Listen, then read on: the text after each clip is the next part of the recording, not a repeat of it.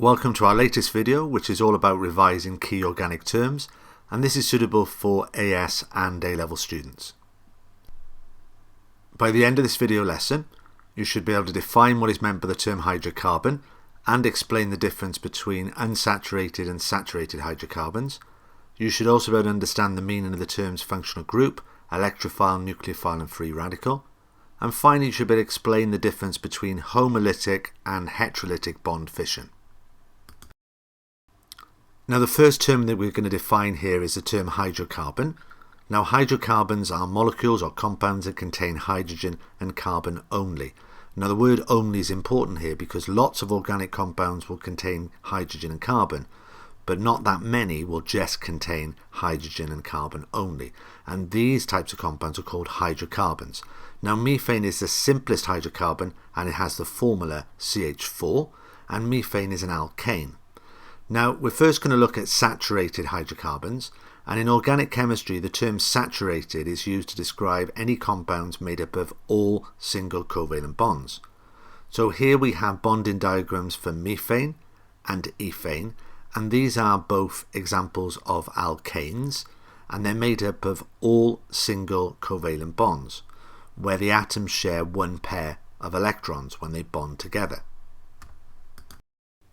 Now, in organic chemistry, when you draw out all the bonds like I've done here for methane and ethane, it's called the full structural formula. And sometimes at GCSE they might refer to it as the displayed formula. But in AS and A-level we call it the full structural formula. Now, it's important to stress that in organic chemistry it's not just hydrocarbons that are saturated. Any molecule in organic chemistry that contains all single covalent bonds is classed as a saturated molecule. So, for example, alcohols are saturated molecules, halogenoalkanes are saturated molecules, amines are saturated molecules.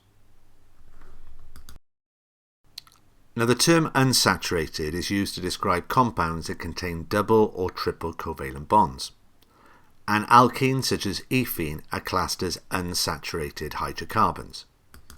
They're hydrocarbons because they're made up of carbon and hydrogen only, and they're unsaturated because they've got a carbon-carbon double bond. And I've drawn the full structural formula here of ethene, C2H4. And you can see the bonding diagram shows that the two carbons are joined together by a double bond because they share two pairs of electrons. Now, it's important to stress that any compound in organic chemistry that contains a double or triple bond is classed as unsaturated. It doesn't have to be a hydrocarbon. So compounds such as nitriles are classed as unsaturated because there's a carbon triple bonded to a nitrogen. Molecules such as carboxylic acids are classed as unsaturated because they have a carbon double bonded to an oxygen. So unsaturated molecules mean they contain a double or triple bond. Now, a term you will often come across in organic chemistry is the term functional group. Now, a functional group is a group of atoms or part of a molecule that determines its chemical properties. Now, in an alcohol, it's the OH group that determines its chemical properties or chemical reactions. And in a carboxylic acid, it's the C double bond O, OH. In an alkene, it would be the carbon-carbon double bond. Now, when we talk about chemical properties, we're talking about chemical reactions, and when we're talking about physical properties, we're talking about solubility and boiling points mainly. Now, the solubility and boiling points, the physical properties, are more dependent on the length of the hydrocarbon chain rather than these functional groups. So we say that the functional group determines its chemical properties, its chemical reactions. Now, as you learn more organic chemistry, you will come across the terms electrophile, nucleophile and free radical. Now, in organic chemistry, the term electrophile is used to describe an electron pair acceptor. And examples of electrophiles include H plus ions, Cl plus ions, NO2 plus ions and CH3 plus ions. So now let's look at a Cl plus ion in a little more detail. Now, a chlorine atom has 7 electrons in its outer shell, and if we take one of those electrons away, we form a Cl plus ion. Now the Cl plus ion has only 6 electrons in its outer shell, and it's electron deficient, and it needs 2 electrons to gain a full outer shell. So therefore it can act as an electron pair acceptor. Now Cl+, like all electrophiles, is looking to accept an electron pair from an electron pair donator. And the term that we use for electron pair donators is the term nucleophile. So a nucleophile is able to donate an electron pair to an electron deficient species called an electrophile. And examples of nucleophiles include OH- ions, Cn- ions, Cl- ions, NH3 and H2O.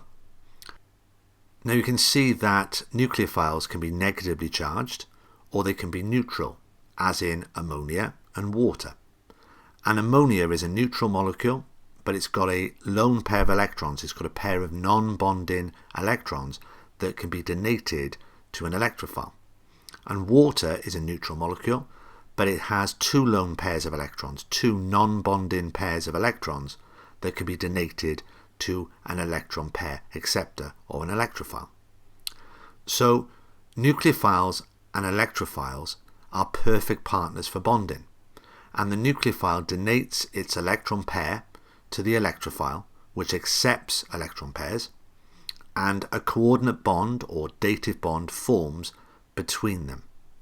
And a dative bond or coordinate bond is where both electrons in the covalent bond are being supplied by one atom or molecule. So here we have a nucleophile, A-, which has a lone pair of electrons, and it can form a coordinate bond with the electrophile B+, and I'm going to represent a pair of electrons moving towards the electrophile here with a double-headed arrow, and you can see that the bond that's formed between A and B is a coordinate bond, as both electrons have come from the nucleophile A-.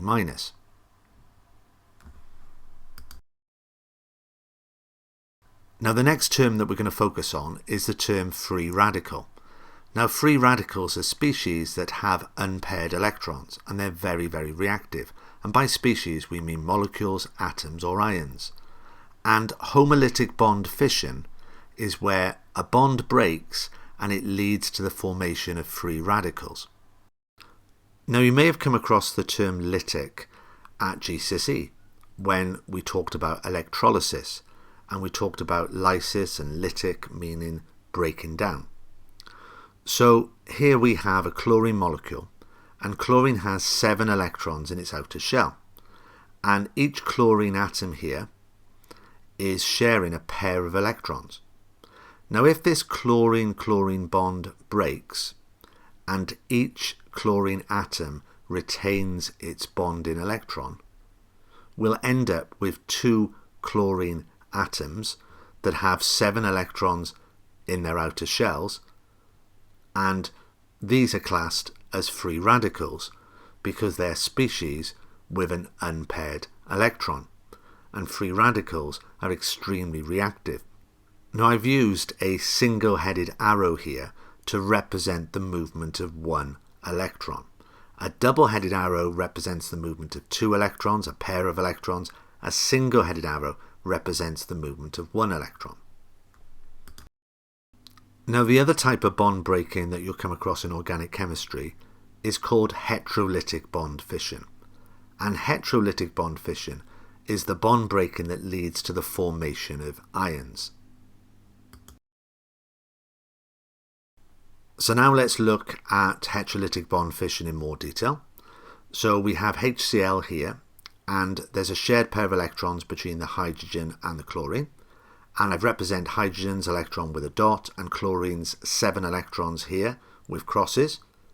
Now if the bond between the H and the Cl breaks and both electrons go to the chlorine, we have a H+ ion that forms because hydrogen has lost its 1 electron, and the chlorine now has 8 electrons in its outer shell, not 7, because it's gained hydrogen's electron, and that's formed a Cl- ion.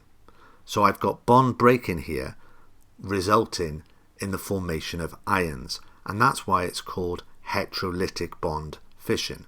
And you can see I've got two different ions being formed, hetero, and the word lytic means break, so it's bond breaking which leads to the formation of ions. So now let's test your understanding with some practice questions.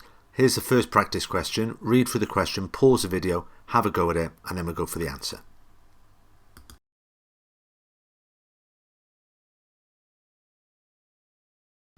So question 1 says circle the organic compounds that are classed as saturated. So saturated means that they contain all single bonds. So the first compound here, butane, is saturated. The haloalkane, the halogenoalkane here, 1-chloropropane, is saturated because it's got all single bonds. And the alcohol here, ethanol, is also saturated, once again because it's made up of all single bonds. Now the other three compounds here, propene, ethanal, an aldehyde, and ethanoic acid, are all unsaturated because they contain a double bond. So here's our next practice question. Once again, read through the question, pause the video, have a go at it, and then we'll go for the answers.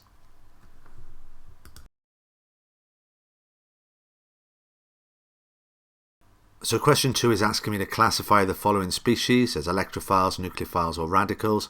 So OH- ions are nucleophiles, they're electron pair donators. Br+ ions are electrophiles, they're electron pair acceptors. H2O is a nucleophile, there are two lone pairs on water and therefore they can donate these electrons. Chlorine atoms are radicals, chlorine has 7 electrons in the outer shell, so it's got an unpaired electron. And ammonia is a nucleophile, it's an electron pair donator.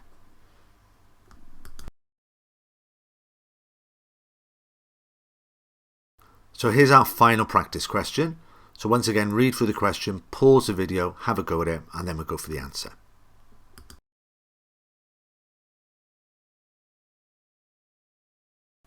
So question 3 is asking you to state what type of bond breaking is shown in the picture below. Now, as we are breaking bonds and producing ions here, the type of bond breaking is called heterolytic bond fission. And that's bond breaking which leads to the formation of ions. So that concludes this video lesson. So after watching this video, you should now be able to define what is meant by the term hydrocarbon and explain the difference between unsaturated and saturated hydrocarbons. And you should also be able to understand the meaning of the terms functional group, electrophile, nucleophile, and free radical. And finally, you should be able to explain the difference between homolytic and heterolytic bond fission.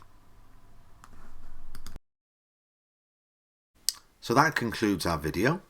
Please check out our YouTube channel, Dr. O Chemistry, and our Twitter site, which contains lots of chemistry information and links, @Radachemistry.